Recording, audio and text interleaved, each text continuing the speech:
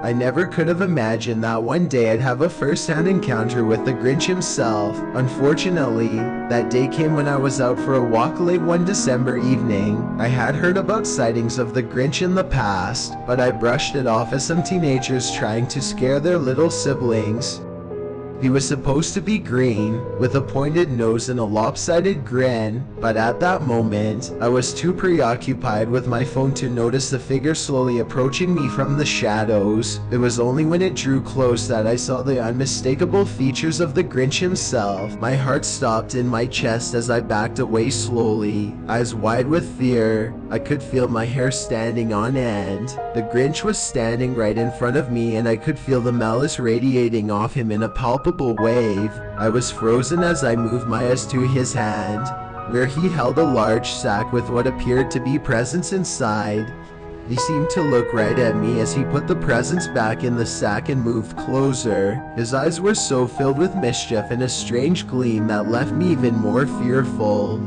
At that moment I realized that I had caught the Grinch on camera, and I quickly fumbled with my phone to take some pictures. I felt a shiver run down my spine as I heard a low chuckle, and suddenly the Grinch was right behind me. He put one clawed hand around my shoulder and bent down close to my ear. "You better watch out," he said in a menacing voice. "You better not cry.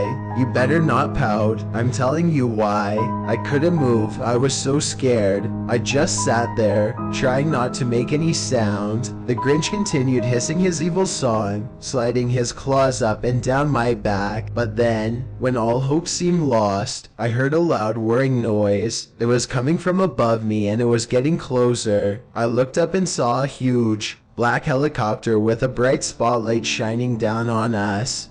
The whirring noise was getting louder, and suddenly the helicopter dipped down and something dropped out from the bottom. It was a team of Navy SEALs, descending from the sky. The Grinch stopped in his tracks, his eyes wide in terror, looking from the SEALs to me. The SEALs landed and surrounded him. One of them stepped forward, holding a gun pointed directly into the Grinch's chest. I could see the terror in his eyes, but then he managed to sneer and make a rude comment. "You better seal your lips before I give you something to really be scared of." That was all the SEALs needed. They opened fire at once, and it was all over. The Grinch's body was twisted and mangled from the onslaught of bullets fired by the SEAL team. His stomach was torn open, revealing the ghastly innards that had been spat out with force from the impact of the shots. His eyes had been blasted out, leaving only charred sockets in their wake. His skin was peeled and punctured with many entry holes, oozing out dark, putrid blood that pooled and stained the floor around him. He lay in a pool of his own blood. He was gone forever. The SEALs quickly loaded up the body and left. That had been the team's mission, to seek out and eliminate our most major threat to national security, and they had succeeded. The cold chill of the December air mixed with the sweet, salty rivulets of my own tears as I watched, from afar, the lifeless body of the Grinch being spirited away by the Navy SEALs. Knowing that I had been saved from his maniacal plot by a brave and daring team, I still could not help but feel a twinge of sorrow for a creature that had resorted to such desperate and violent means. Yet I also found a strange sense of peace in the knowledge that his darkness had finally been extinguished. It seemed to me that his ultimate fate was not the one of hatred and pain, which he had so single-mindedly pursued, but rather the magical redemption of death.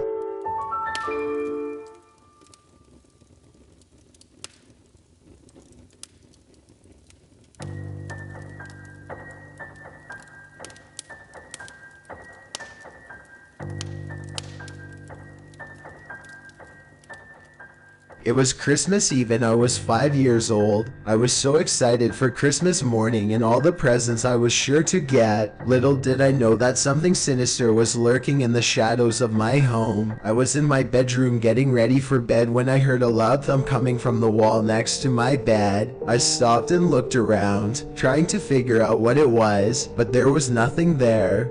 I shrugged it off and continued to get ready for bed. I was almost ready to go to sleep when I heard the thumping again, only this time it was much louder. I froze in my tracks and my heart was racing. I was scared and I didn't know what to do. I was about to call for my mom when I heard a strange noise coming from the wall. It sounded like something was scratching at the wall, like claws scratching at the wood. I was so scared I had to cover my ears and shut my eyes tightly. I was sure I was going to die, but then I heard a deep, menacing laughter coming from the wall. I knew it was coming from something evil. I wanted to run, but I was too scared to move. I just lay there in my bed, trembling in fear. The laughter was getting louder and closer. I was starting to cry when suddenly the wall next to my bed started to move. I screamed and scrambled back in my bed, trying to get away.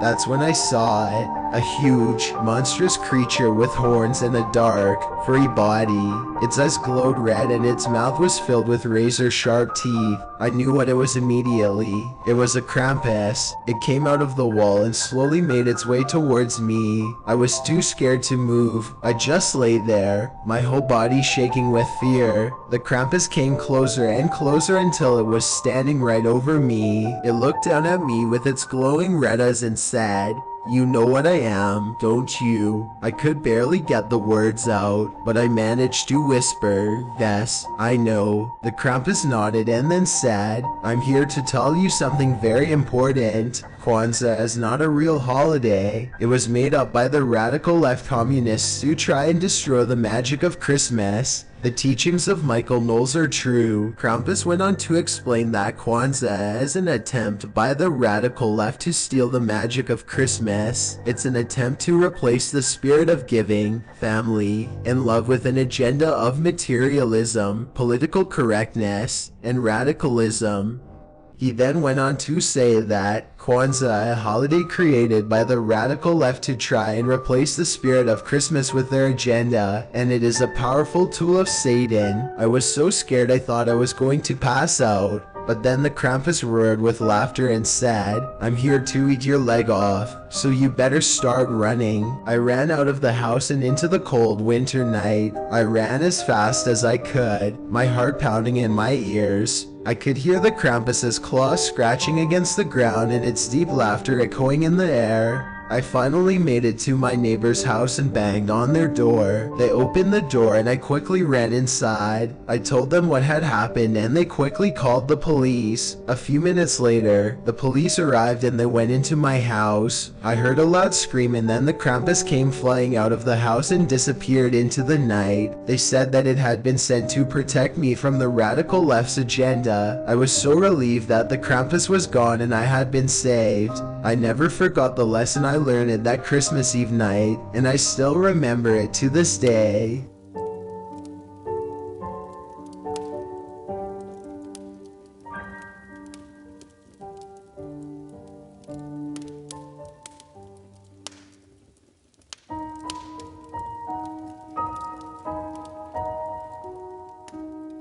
It was Christmas Eve, and I was 15. I had been out late with my friends and was walking home when I spotted something in the distance.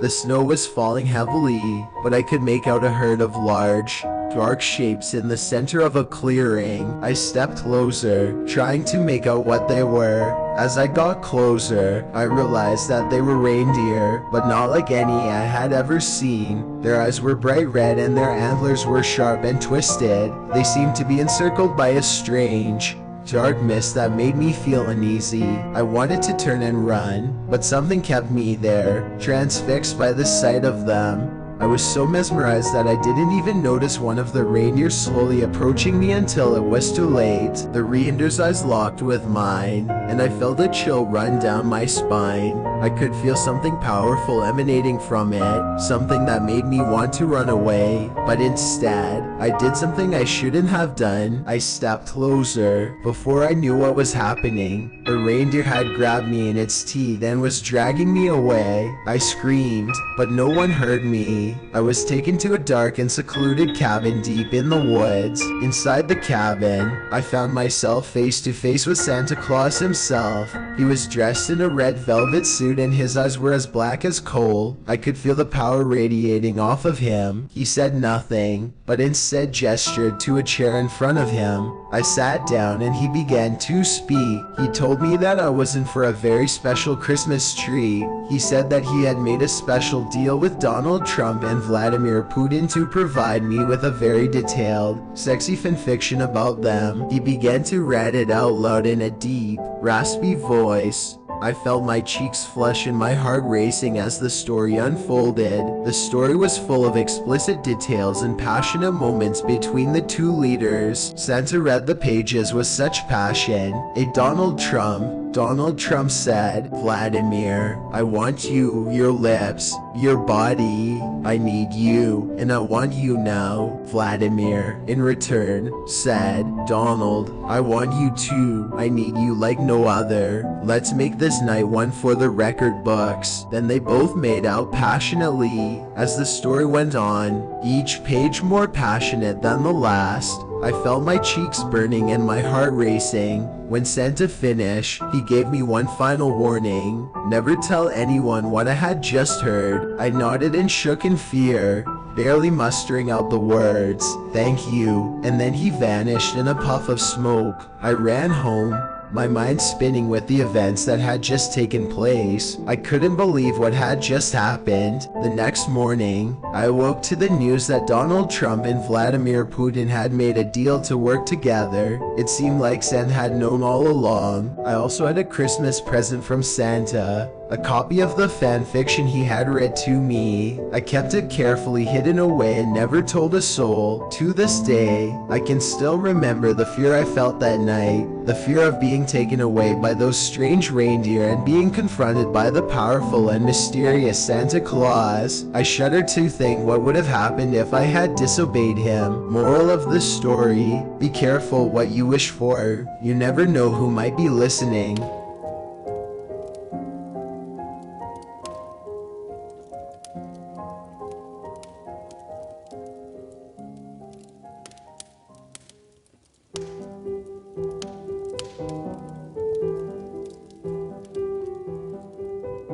It was the week leading up to Christmas, and my family and I had decided to take a vacation up to a cabin in the Rocky Mountains in Colorado. We were excited to get away and enjoy the holiday, but little did we know, something was lurking in the darkness, waiting for us. The first night there, which was a Monday, I was outside walking around the cabin and noticed something peculiar. A fresh pile of snow had been built up in the distance. I squinted my eyes and saw what appeared to be a snowman, standing tall and proud in the moonlight. I figured it was just a local or one of my family members having fun, and continued my walk. The next day, on Tuesday, I noticed the same thing and thought it was strange. I decided to investigate, and as I got closer, I noticed that the snowman had been built up a lot more, almost double its size. There were twigs sticking out of its body, almost making a salute, and it had a carrot nose. It was beginning to look a bit eerie. I walked around it a few times, not sure what to make of it.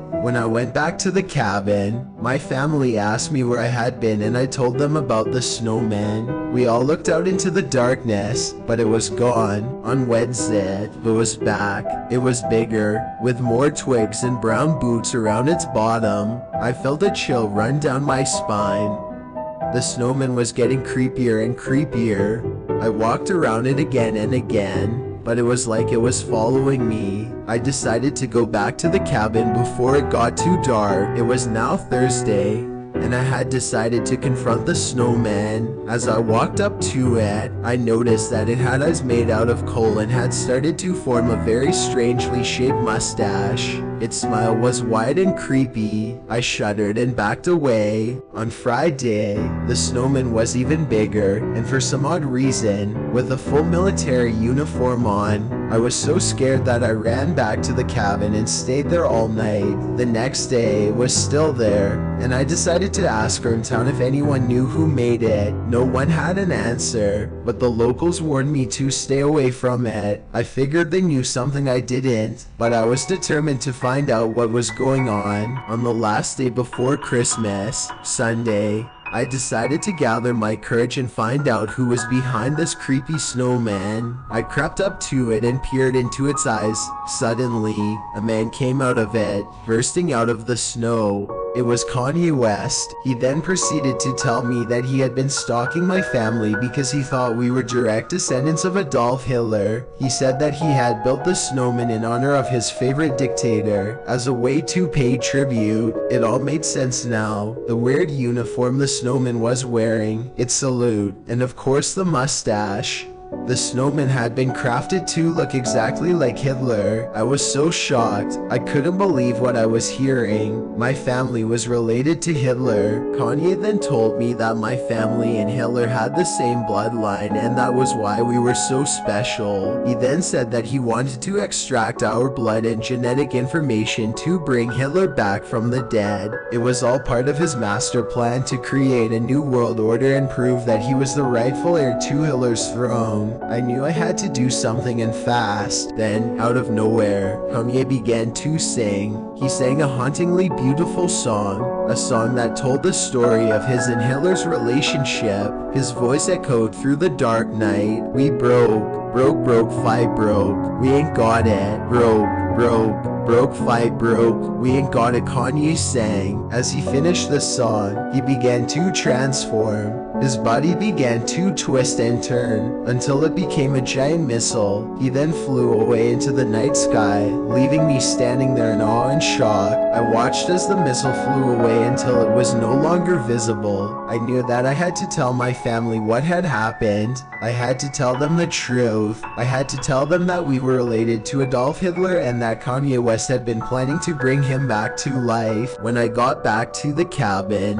I told my family the story and they were shocked. We all sat in silence for a few moments until one of my siblings said, "Well, at least we know we're related to someone famous." My family and I laughed, but deep down, I was still a bit shaken up. I knew that I had to keep an eye out for Kanye West and make sure he didn't return to finish his plan.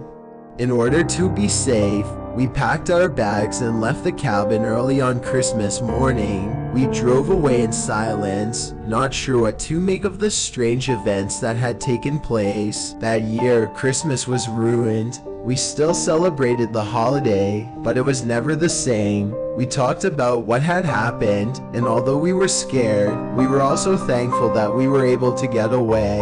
We never returned to the cabin in Rocky Mountains, and I never saw Kanye West again, but the experience still haunts me to this day. Every time I think about it, I become terrified and have PTSD flashbacks. I'm still terrified of Kanye, and I'm always looking for him, scared that he might come back to finish his diabolical plan.